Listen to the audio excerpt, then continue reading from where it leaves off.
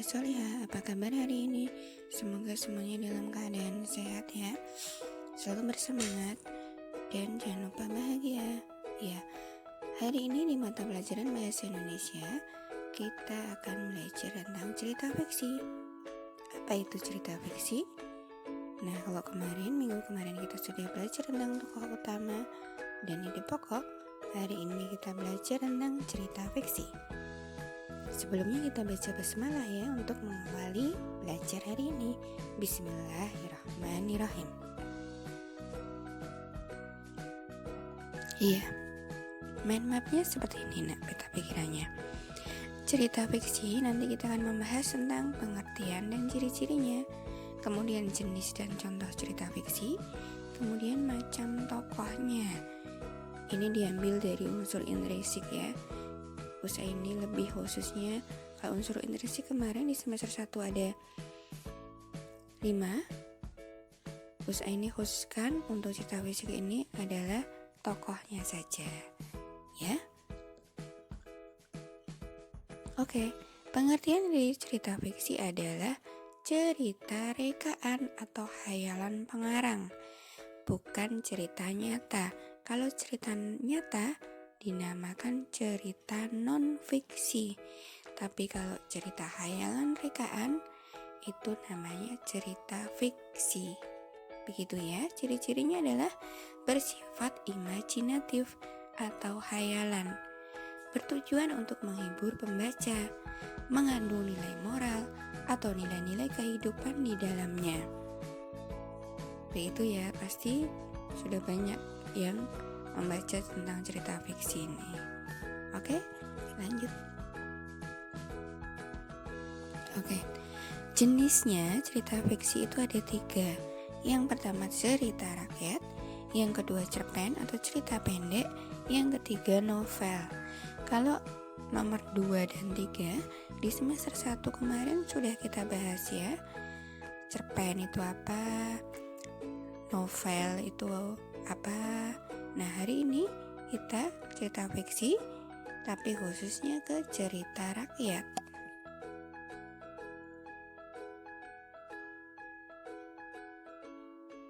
Oke, cerita rakyat itu ada 5 jenisnya.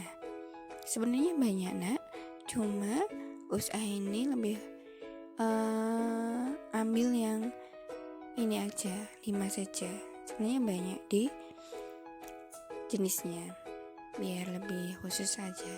Oke, jenisnya cerita jenaka.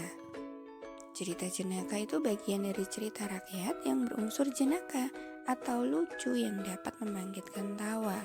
Contohnya cerita Si Gabayan, Pak Banjir, seperti itu. Ya.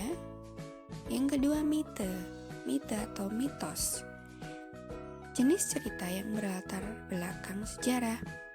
Dipercayai masyarakat bahwa itu benar terjadi, dianggap suci, mengandung hal-hal aneh atau ajaib, dan umumnya ditokoi oleh dewa.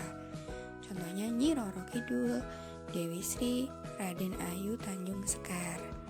Itu cerita-cerita mistis ya istilahnya. Kemudian ada fabel. Fabel itu adalah cerita yang menggambarkan watak dan budi pekerti manusia yang pelakunya diperankan oleh binatang, berisi pendidikan moral dan budi pekerti. Contohnya Si Kancil dan banyak lagi ya. Iya, biasanya ini ambil kalau memberi contoh kalian cerita fabel ya, karena itu memang lebih nyaman untuk dipakainya. Nah, yang keempat adalah legenda. Cerita yang berkaitan dengan peristiwa dan asal-usul terjadinya suatu tempat. Contohnya legenda Gunung Tangkuban Perahu, Si Pitung, Wali Songo. Ya, kalau Wali Songo itu biasanya Sunan Kalijaga, didetailkan. Ada cerita-cerita di situ. Dan kalau Gunung Tangkuban Perahu di Jawa Barat ya. Seperti itu. Jadi terjadinya Tangkuban Perahu itu ada ceritanya, nah namanya legenda. Yang terakhir adalah saga atau sage, cerita lama yang berhubungan dengan sejarah, yang menceritakan keberanian, kepahlawanan, kesaktian, dan keajaiban seseorang. Contohnya Ciung Wanara, Pangeran Diponegoro, Semaradana.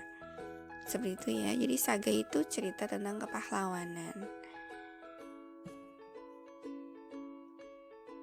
Oke, ini tokoh utama dalam sebuah cerita. Kalau kemarin kita bahas 5 unsur intrinsik, ada tema, tokoh, kemudian latar atau setting, alur, dan amanat. Yang ini, materi hari ini dikhususkan aja tentang penokohan dan watak.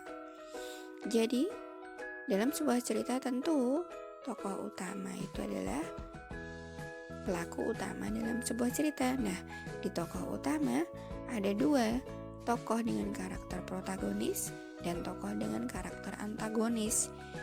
Semester 1 juga udah ini bahas ya.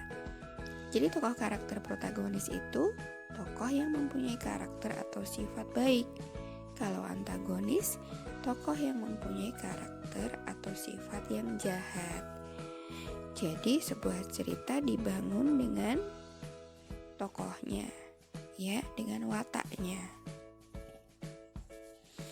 Yang kedua adalah tokoh tambahan atau tokoh pembantu. Nah, tokoh tambahan atau tokoh pembantu ini adalah menguatkan karakter dari tokoh utamanya, menguatkan ceritanya juga. Begitu solih-solihah? Semoga semuanya paham ya. Oke, alhamdulillah sudah selesai materinya.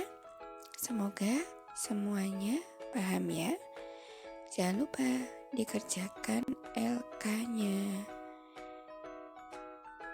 Begitu ya, jangan lupa juga untuk membaca cerita.